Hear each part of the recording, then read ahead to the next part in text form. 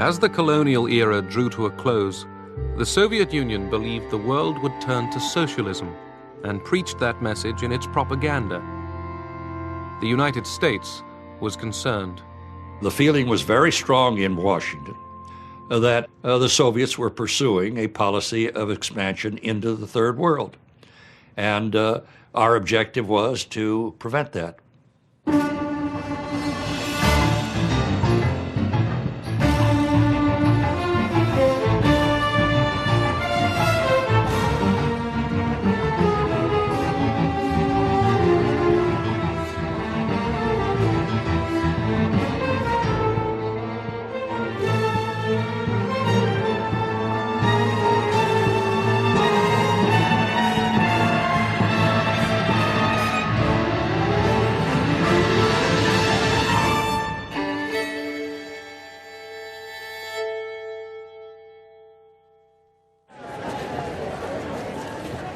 Nikita Khrushchev and Gamal Abdel Nasser changed the face of Egypt.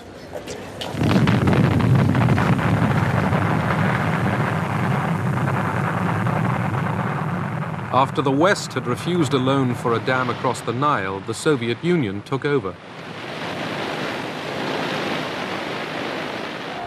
The emerging nations used the Cold War to get money and arms.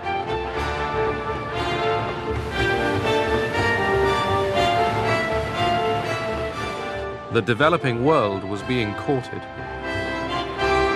В Европе уже границы закоченели, они были забетонированы. In Europe, the borders were set in stone, and there was no opportunity of expansion there for either side.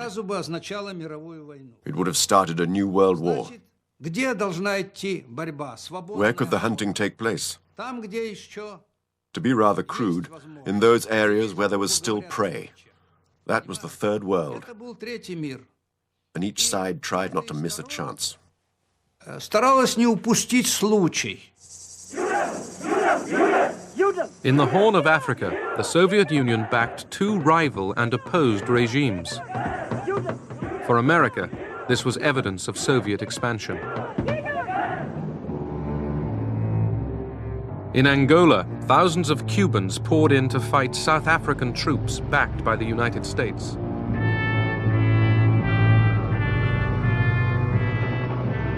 In Egypt, the Soviet Union supplied arms cheaply and on credit. But President Nasser wasn't easily influenced.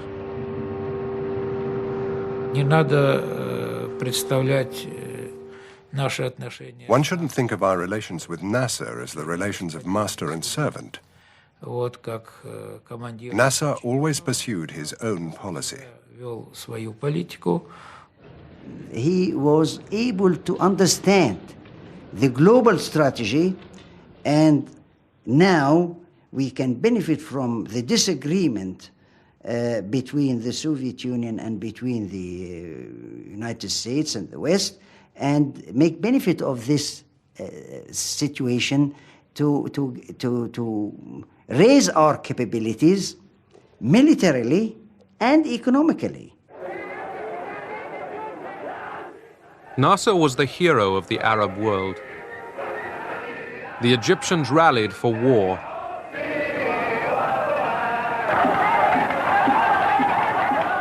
Nasser and the Arab states wanted to destroy Israel. Moscow did not. In 1948, the Soviet Union had supported the creation of the State of Israel on Arab lands.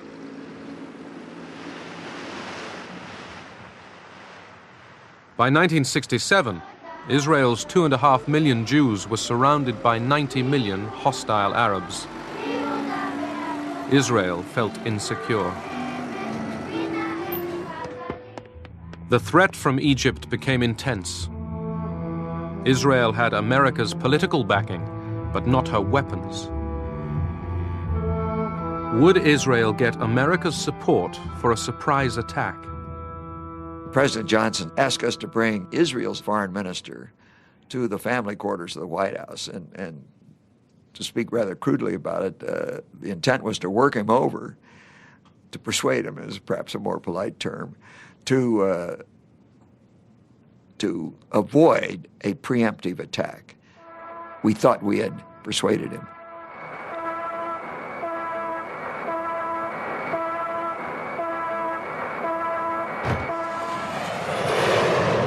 Israel struck first. In less than 3 hours, 90% of the Egyptian Air Force was destroyed on the ground.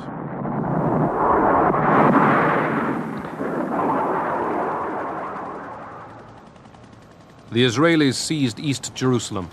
Jews were able to pray at the Wailing Wall again. The Israelis pressed on. Within 6 days, the armies of Egypt, Syria, and Jordan were routed.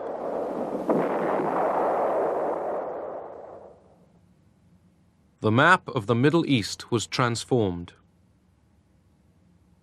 Israel had trebled its size.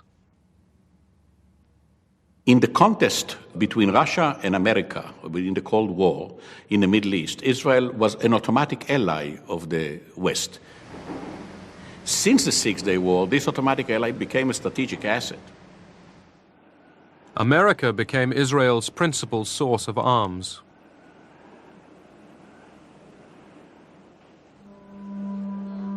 In the occupied territories, 1 million Arabs fell under Israeli rule. It was a devastating blow to Arab morale. The Soviets counted the cost. Как бы наше оружие оказалось не столь эффективным, как our weapons turned out to be less effective than we calculated. We felt that it was our duty to compensate, to supply more arms, and looking at the wider context, not to let the West win.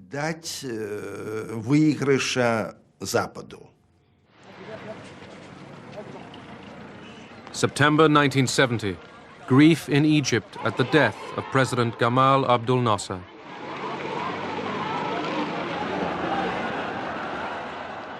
The developing world mourned an outstanding leader.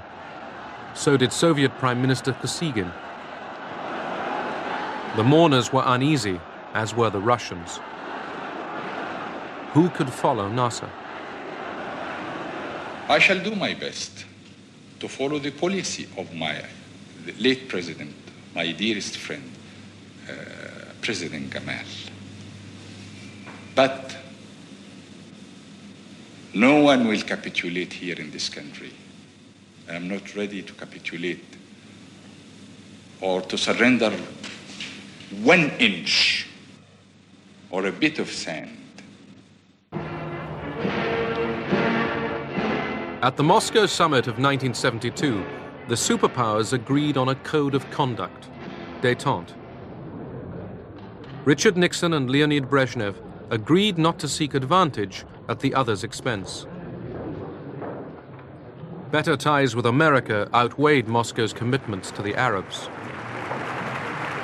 This angered Sadat because he felt that they were giving priority to détente with the Americans rather than helping Egypt wage a war.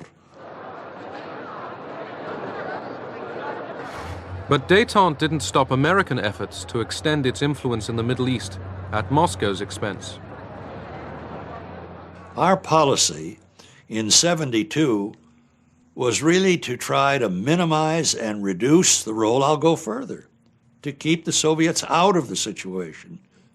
We established the policy then that we would thwart any move backed by Soviet arms until some Arab leader would become so frustrated that he would turn to us for diplomacy, and then we would try to take as even-handed a position as we were capable of developing. In Egypt, as in many other developing nations, the Soviet presence was huge. In July 1972, Sadat told the 15,000 advisors and their families to pack up and go.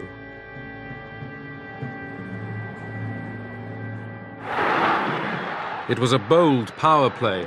Sadat's move boosted his popularity and showed how little control the Russians really had. By October '72, they decided to come back to the support of Egypt.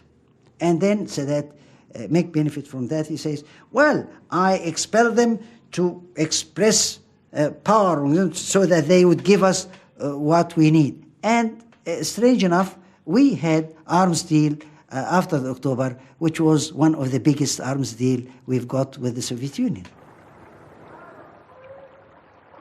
Sadat needed the arms. He was planning to end the uneasy peace. He wanted to go to war. He needed to go to war. He felt he couldn't do otherwise. He considered that negotiations were impossible without some heating of the whole process. I mean, some shock therapy. Yom Kippur, Israel's most holy day.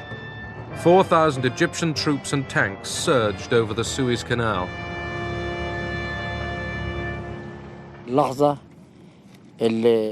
We'd been waiting for this moment for 5 years, the moment of crossing the canal.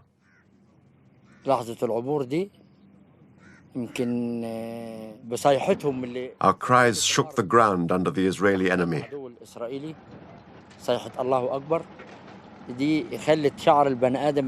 The cry of God is great made all our hair stand up on end.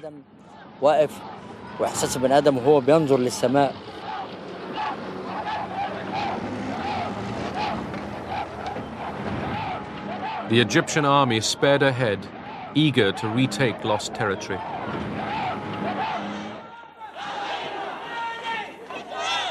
American Jews demanded immediate help for Israel.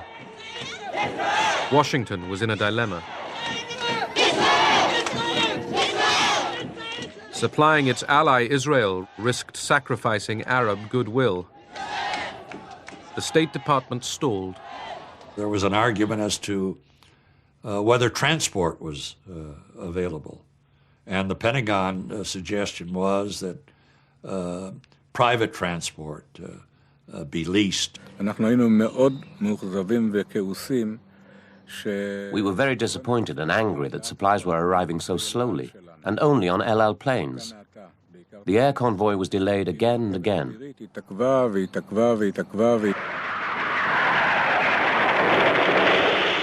The Egyptians kept up their attack. The United States began to understand that we were in a serious situation when we suddenly changed our tune from this very blithe, typically Israeli self-confidence to a report that as a result of what happened, we were losing our lifeblood.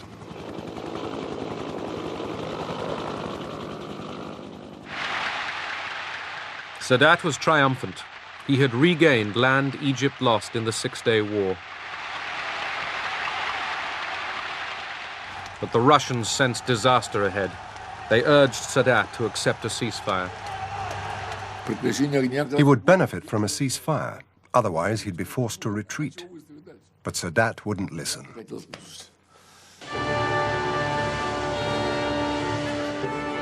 In Washington, President Nixon ended the delay over the arms shipments.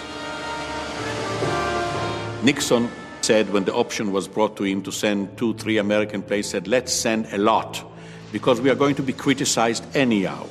And we will be criticized for whatever we do, for 1 plane or 2 planes, for 40 planes. So let's do it in an effective way.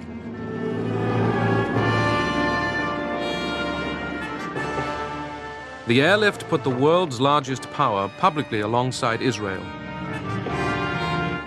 Now it was Moscow's allies that faced defeat.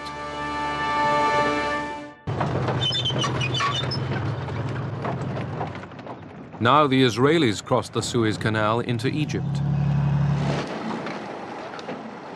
Soon, most of the Egyptian army would be stranded in the Sinai.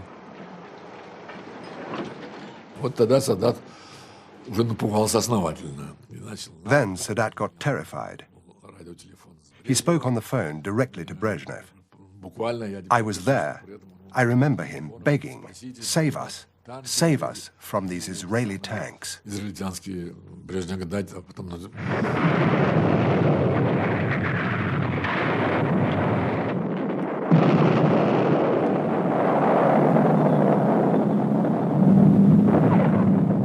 Cut off in the desert, the Egyptians faced defeat. Moscow called for a ceasefire.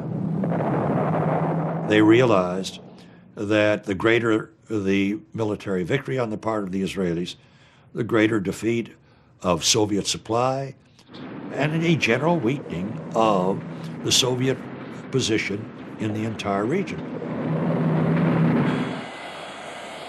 The Soviets and Henry Kissinger rapidly agreed proposals for a ceasefire. As Kissinger arrived in Israel to break the news to the Israelis, the superpowers' ability to restrain their allies would be tested. He had made commitments which some of our leaders, especially Golda Meir and our Prime Minister, believed to have been rather rash. And when he landed, he said, I'm going to be chastised for this. Israel wasn't yet willing to end the war. Kissinger explained what happened, and he vowed to continue to help Israel in case there is a renewal of fighting.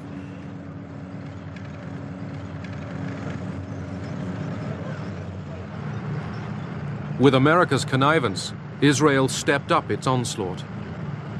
The Soviets were outraged. Brezhnev wrote a letter to Nixon saying, "How is it when we've agreed to act jointly that the Israelis are continuing to advance? It is undermining all our attempts to make peace."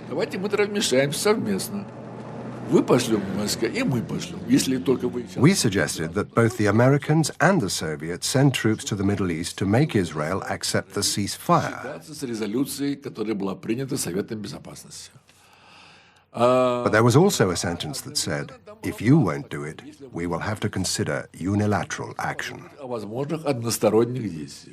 The Soviet leaders had every reason to look at this as if there had been some sort of a plot. And they reacted very violently, and they sent us an extremely tough note saying that they want to join the American-Soviet intervention, and if not, they would act unilaterally. Kissinger deliberately upped the ante. Determined to forestall any Soviet intervention in the Middle East, he placed American nuclear forces on heightened alert. The basic purpose was to generate a lot of traffic that the Soviet Union would pick up before they received our reply to know that this was getting serious. Moscow didn't react to the alert. They had already abandoned the idea of unilaterally sending troops. That was clearly a political victory for the United States, a major political victory that had repercussions in a Cold War far beyond the Middle East.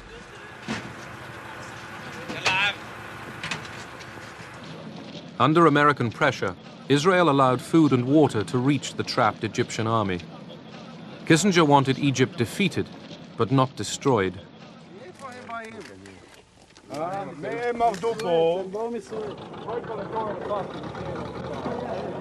With the Israelis just 100 kilometers from Cairo, the Egyptians were forced into their first ever face-to-face talks with Israel. Moscow was not involved. The Egyptians saw that the vehicle for getting on with what subsequently became disengagement agreements between Egypt and Israel, that it was the United States that carried all the cards.